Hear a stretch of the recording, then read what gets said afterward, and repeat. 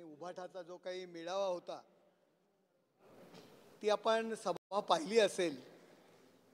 मला तर वाटतं ती जाहीर सभा नव्हती तर ती चौक सभा होती। अंधेरी नगरी आणि चौपट राजा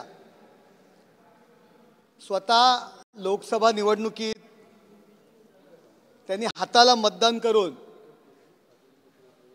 आनंदोत्सव साजरा केला।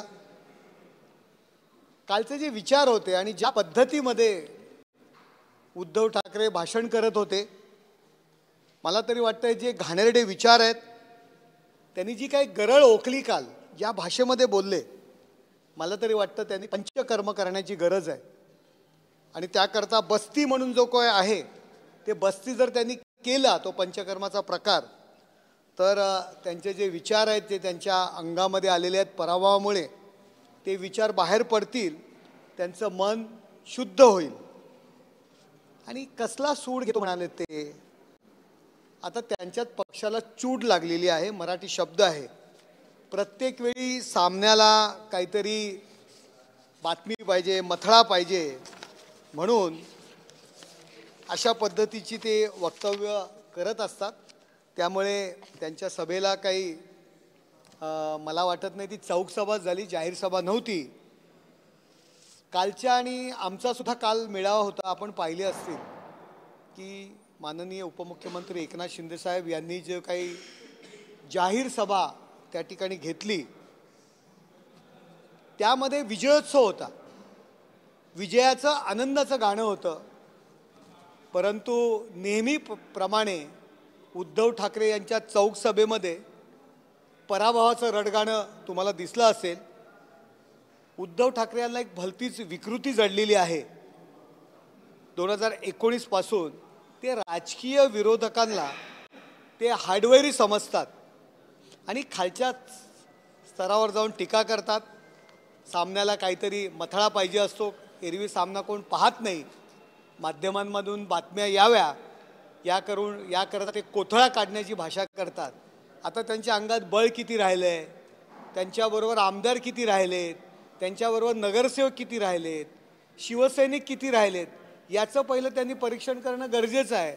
परंतु केवळ सामन्याच्या मथळ्याकरता अशा पद्धतीने त्या चर्चा करत असतात। उद्धव ठाकरे यांना संजय राऊतांनी उद्धट बनवलेलं आहे आणि काही दिवसांनी त्यांना ते उद्ध्वस्त करणार आहेत। तुम्हाला आठवत असेल की हिंदू हृदय सम्राट शिवसेना प्रमुख माननीय बाळासाहेब ठाकरे यांनी काँग्रेसला प्रचंड विरोध केला, काँग्रेसच्या विचारांना विरोध केला। परंतु ह्याच उद्धव ठाकरे जे सातत्याने बाळासाहेबांचं नाव घेत असतात त्यांनी हाताच्या पंजाला लोकसभेला मतदान केलं। शोकांतिक आहे, एकनाथ शिंदे साहेब यांच्या नेतृत्वाला त्यांच्यामध्ये धगधगता अंगार आहे, परंतु त्यांना उभाटाला आम्ही भंगार समजत नाही।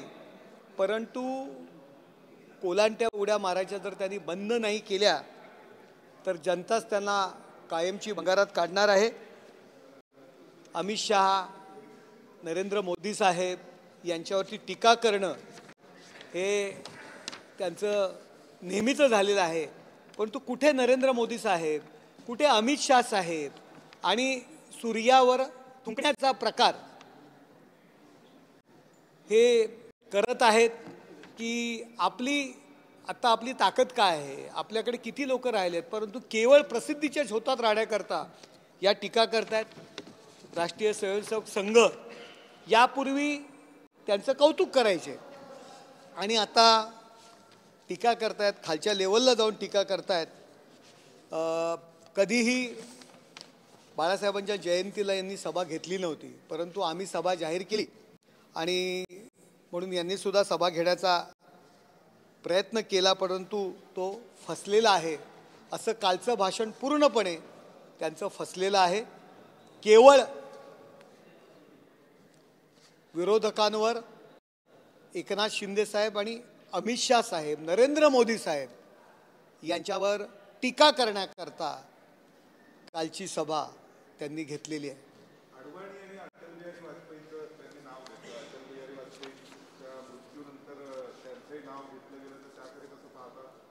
मी तुम्हाला काय म्हणालो की त्यांना उद्ध्वस्त करण्याकरता संजय राऊत यांनी सुपारी घेतलेली आहे. काल श्यामाप्रसाद मुखर्जी, अटल बिहारी वाजपेयी, लालकृष्ण अडवाणी आणि प्रमोद महाजन जे बाळासाहेबांचे मित्र होते, या सगळ्यांवर त्यांनी काल टीका केलेली आहे. नेहमी नरेंद्र मोदी साहेब, अमित शहा यांच्यावर तर टीका करतात, परंतु काल या सगळ्या ज्येष्ठ नेत्यांवरती सुद्धा त्यांनी टीका केलेली आहे. ते सैरभैर झालेले आहेत आणि पराभव जो त्यांचा जो झालेला आहे, राहिलेली लोकसुद्धा सर्वजण सोडून चाललेली आहेत. काल जर आम्ही त्या ठिकाणी प्रवेश घेतले असते ना, तर किमान 5 ते 6 तास लोकांचे प्रवेश घ्यायला लागले असते. एवढी वेटिंग लिस्टला लोक त्या ठिकाणी होती. काल प्रथम त्यांनी म्हटलंय की लोक गाणं ऐकायला आले होते. उद्धव ठाकरे आणि संजय राऊत काल एकनाथ शिंदे साहेबांचं पहिली भाषण झालं आणि नंतर गाण्याचा कार्यक्रम सुरू झाला सोनू निगम यांचा. तुम्ही आधी माहिती घ्या. आता तुम्हाला माणसं जमवता येत नसतील तर दुसऱ्यांनी जी काही माणसं दुसऱ्याचं भाषण ऐकण्यासाठी आलेली आहेत त्यांचं कौतुक करा. नसेल तुम्हाला कौतुक करता येत तर शांत बसा, परंतु चुकीच्या पद्धतीने टीका करण्याचा प्रयत्न करू नका.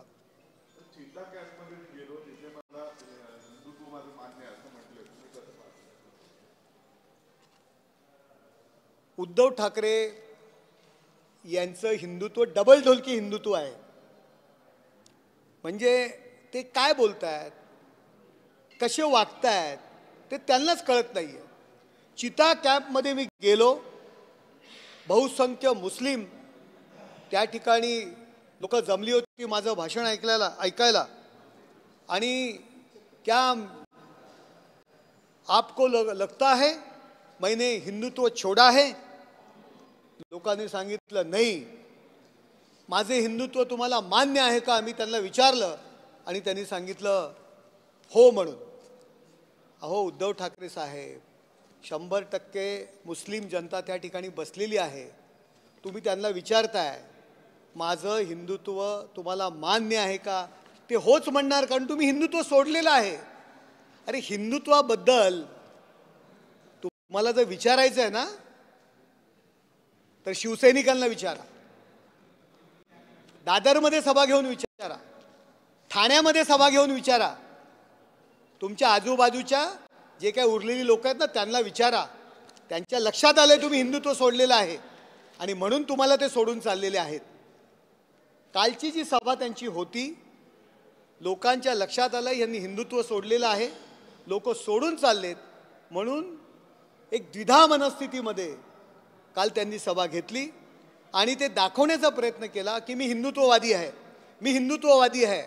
परंतु केवळ मतांकरता त्यांनी जो हिरवा झेंडा हातात घेतला, त्यांच्या जाहीर सभांमध्ये जो हिरवा झेंडा ते मिरवत होते, मुल्ला मौलवींना लाखो रुपये देऊन मशिदींमध्ये लोकसभेला यांना मतदान करण्याकरता सांगत होते, तो चेहरा लोकांसमोर विधानसभा निवडणुकीमध्ये टराटरा लोकांनी फाडला, त्यांना पराभव दाखवला आणि आता मी हिंदुत्ववादी आहे हे दाखवण्याकरता उरलेले सैनिक, पदाधिकारी, नगरसेवक, जिल्हा प्रमुख थांबवण्याकरता कालची त्यांनी सभा घेतली आणि उसनं अवसान आणून मी हिंदुत्ववादी आहे दाखवण्याचा त्यांचा प्रयत्न केला. मला तुम्हाला सांगायचं यांचं हिंदुत्व हे डबल ढोलकी हिंदुत्व आहे. हे कुठलं हिंदुत्व आहे?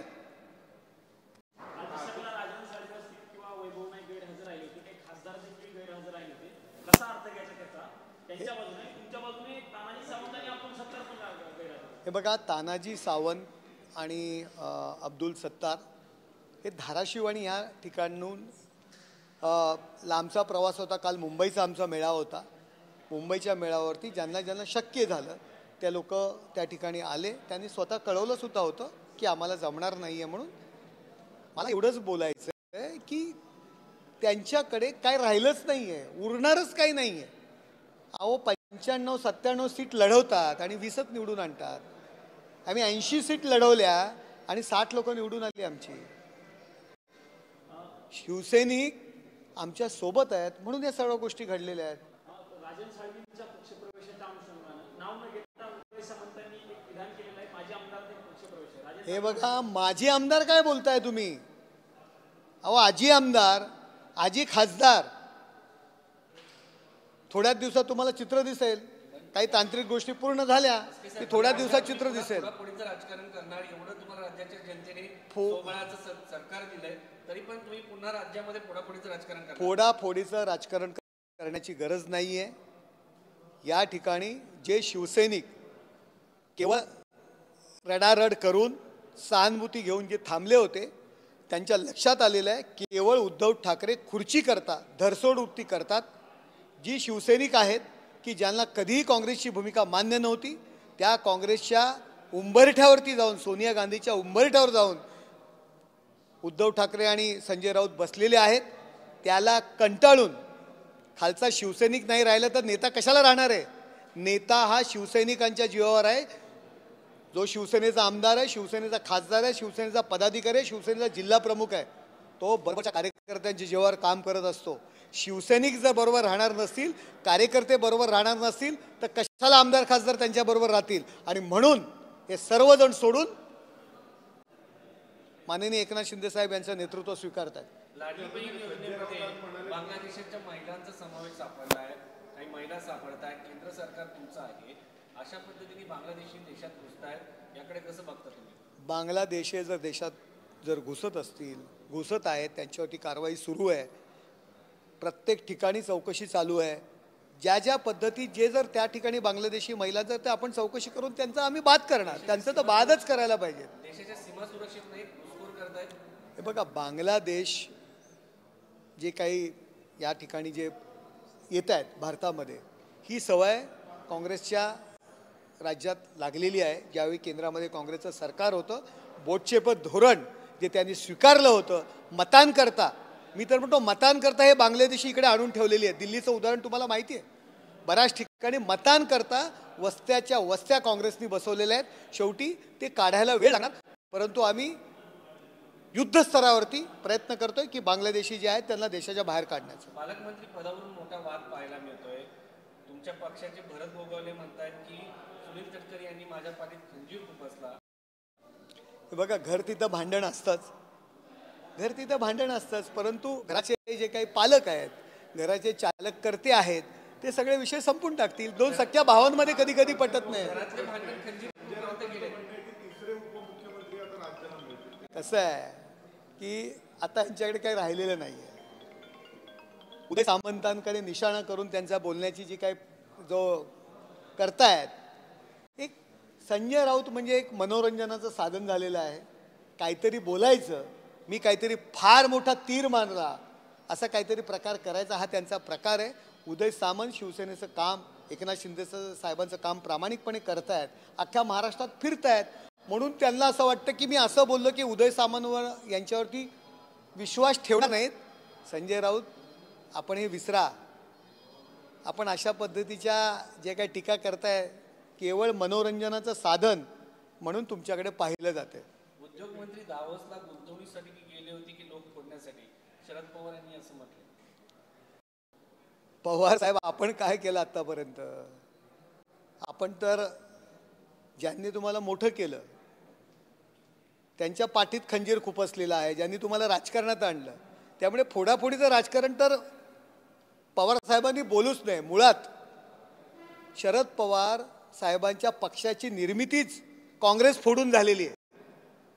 सोनिया गांधी परदेशी आहेत हा मुद्दा घेऊन राष्ट्रवादी काँग्रेस पक्ष बनवला आणि नंतर पुन्हा सोनिया गांधींची सोयरीक साधली. त्यामुळे पवार साहेबांनी फोडाफोडीच्या बाबतीत बोलणं म्हणजे जगातलं 8वं आश्चर्य आहे.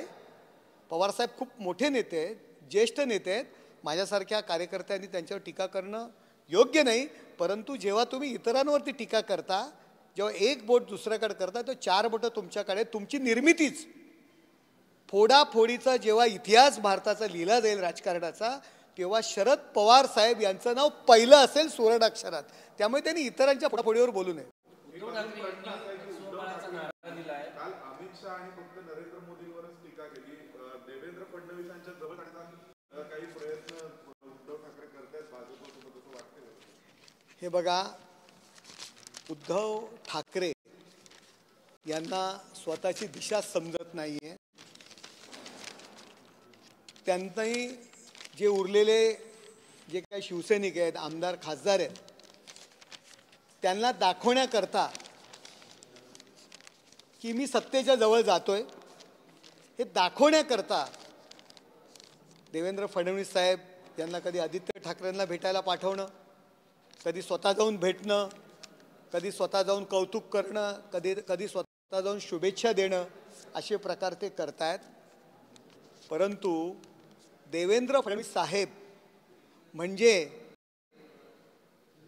उद्धव ठाकरे नाही आहेत.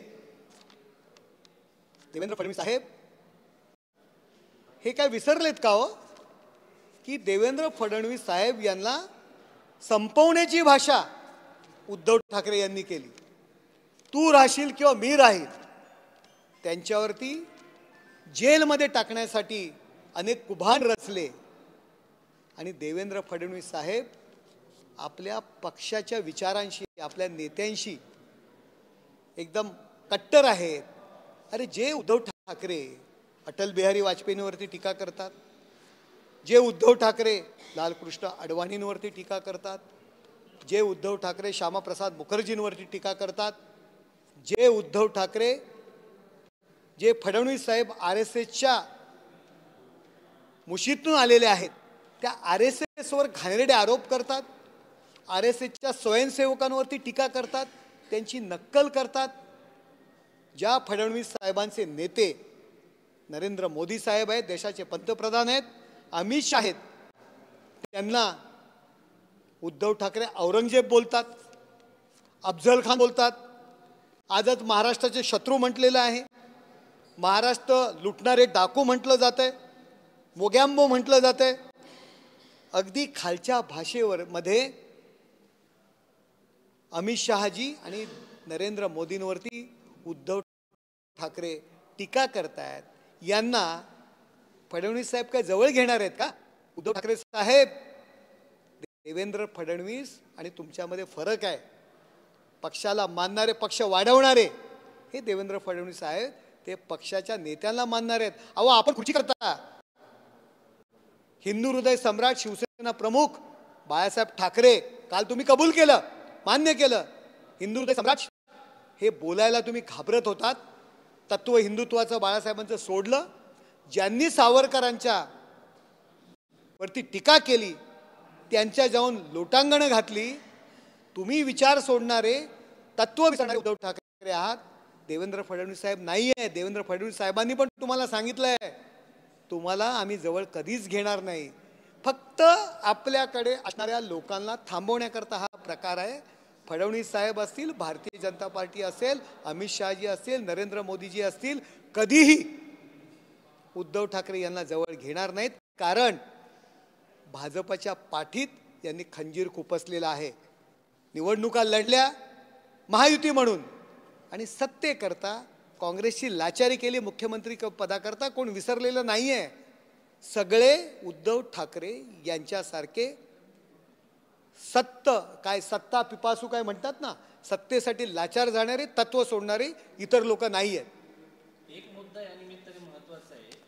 शिवसेनेपासून शिवसेना सत्तेपासून दूर जाते, भाजप आणि शिवसेनेत जमत नाही, मुख्यमंत्री रुसले, इकडे उद्धव ठाकरे आणि देवेंद्र फडणवीस हे जवळ जाताना दिसत आहेत, त्यांची ध्येयबोलीतून दिसत आहेत.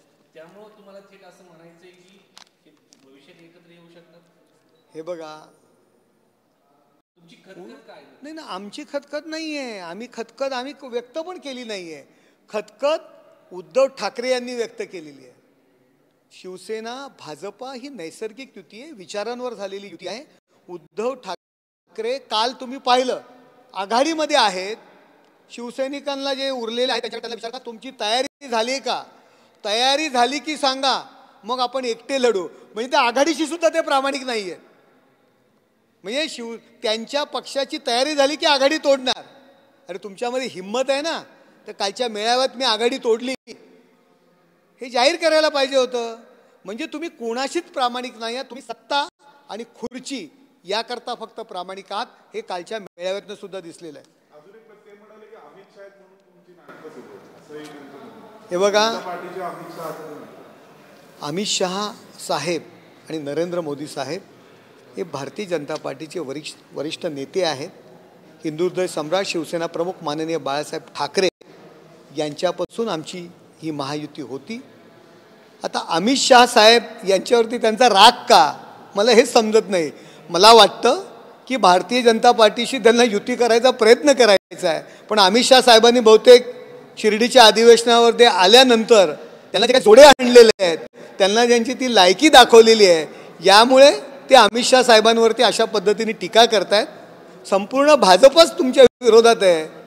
फक्त अमित शहा साहेबांना काय तुम्ही टीका करता आणि मोदी साहेबांवर टीका करतात? अहो, ज्या राष्ट्रीय स्वयंसेवक संघाच्या विचारांनी भारतीय जनता पार्टी पक्ष बनलेला आहे, त्या स्वयंसेवकांची तुम्ही टीका करता? अहो, तुम्ही त्या काँग्रेसच्या नादी एवढं लागलेले आहेत. गोमाता गोमूत्र यावरती सुद्धा तुम्ही टीका करायला लागलेले आहात. ज्या आपल्या हिंदू धर्मामध्ये पवित्र मानलं जातं गोमूत्र, त्याच्यावरती सुद्धा टीका करताय. म्हणजे तुम्हाला नक्की काय, म्हणजे तुम्ही मान्य केलं आहे की आमची महायुती म्हणजे आमचं हिंदुत्व आहे. मग या हिंदुत्वामध्ये असणाऱ्या सर्व गोष्टी तुम्हाला अपवित्र वाटत आहेत. उद्धव ठाकरे हे भरकटलेले आहेत, दिशाहीन झालेले आहेत. हे कालचं भाषण त्याचं उत्तम उदाहरण होतं. छावा नावाचा चित्रपट येतोय, त्या चित्रपटासाठी संभाजीराजे यांनी त्याला विरोध केलाय. संभाजीराजे दुसरे छत्रपती महाराष्ट्र आपल्या स्वराज्याचे, त्यांच्यावर आधारित चित्रपट आहे, पण त्याला आता विरोध होताना पाहिलं गेलं. मग तो चित्रपट मला काही त्याची कल्पना नाही आहे. मी माहिती घेतो त्याविषयी आणि मग त्याच्यानंतर प्रतिक्रिया देणं मला योग्य वाटेल. एक महत्त्वाचा मुद्दा असा येतोय की महाराष्ट्राला तिसरं उपमुख्यमंत्री मिळेल असं संजय राऊत म्हणतात. अलीकडे असं म्हटलंय की उदय होणार आहे. उदय सामंत यांच्या नावावर संजय राऊत हे मनोरंजनाचं साधन आहे. ज्याप्रमाणे वाहिन्यांवरती मध्ये एखादी जाहिरात येते, त्या पद्धतीचं ती आहे. त्याच्यामुळे त्यांना काही सिरियसली घेणं गरजेचं नाही आहे. संजय राऊत काहीतरी मथळा, प्रेस व्हॅल्यू, प्रेस काहीतरी बातमी व्हावी म्हणून अशा पद्धतीचे वक्तव्य करतात. उदय सामंतांचा विचार करण्यापेक्षा, काय उदय होतं हे पाहण्यापेक्षा तुमचा जो अस्त होतोय तो पहिलं त्यांनी तिकडे लक्ष द्यावं. शिंदे यांचा विचार वेगळा असू शकतो. एकनाथ शिंदे हे ईडी आणि सीबीआयच्या भीतीने पळाले. अशा लाचारीला शिवसेना प्रमुख हे बेशेच्या आकारात म्हणायचे. अहो, ईडी आणि ज्या गोष्टी आहेत, हे आरोपी आहेत, जामिनावर सुटलेले आहेत. जो स्वतः आरोपी आहे, जो स्वतः फसवणूक प्रकरणामध्ये पूर्ण फॅमिलीसहित अडकलेला आहे, त्यांनी कशाला इतरांवरती टीका करावी? आपण आपली केस कधी जामीन कधी मिळेल, निर्दोष कधी सुटतील याकडे लक्ष द्यावं. स्वतः आपण आरोपी आहात, जामिनावर आलेले आहात, कशाला इतरांवरती टीका करताय उगाचच? महाराष्ट्राचा अर्थसंकल्प सादर होणार आहे, मात्र त्यामधून तुमच्या पक्षाने जे शेतकरी कर्जमाफीचं आश्वासन दिलं होतं ते पूर्ण होणार आहे असं बोललं जातं. जी आश्वासनं दिलेली आहेत ती आश्वासनं पूर्ण होणार.